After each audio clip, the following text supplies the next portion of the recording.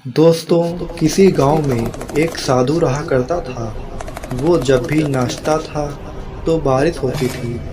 अतः गांव के लोगों को जब भी बारिश की ज़रूरत होती थी तो वे लोग साधु के पास जाकर उनसे अनुरोध करते थे कि वे नाचें, और जब वो नाचने लगा तो बारिश ज़रूर होती थी। कुछ दिनों बाद 4 लड़के शहर से गांव में घूमने आए। जब उन्हें यह बात मालूम हुई कि किसी साधु के नाचने से बारिश होती है तो उन्हें यकीन नहीं हुआ। शहर की पढ़ाई लिखाई के घमंड में उन्होंने गांव वालों को चुनौती दे दी कि हम भी नाचेंगे तो बारिश होगी, और अगर हमारे नाचने से नहीं हुई तो उस साधु के नाचने से भी नहीं होगी।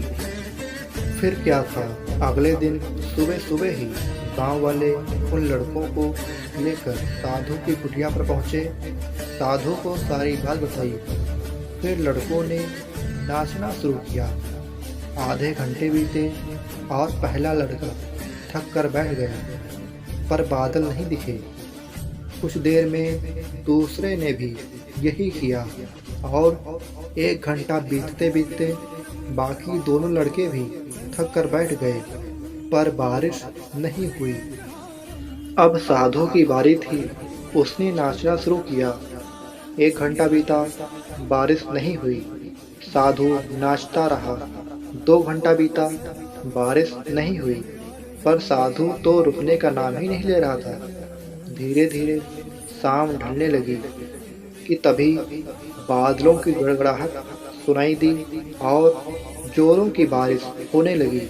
लड़के दंग रहे और तुरंत साधु से क्षमा मांगी और पूछा कि बाबा, भला ऐसा क्यों हुआ कि हमारे नाचने से बारिश नहीं हुई और आपके नाचने से हो गई। साधु ने उत्तर दिया कि जब मैं नाचता हूँ तो 2 बातों का ध्यान रखता हूँ।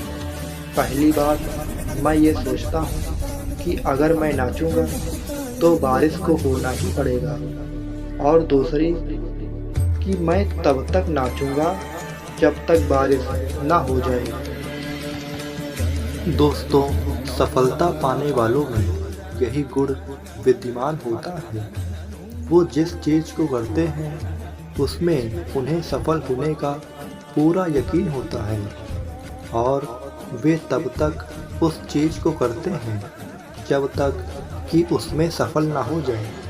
इसलिए यदि हमें सफलता हासिल करनी है तो उस साधु की तरह ही हमें अपने लक्ष्य को प्राप्त करना होगा।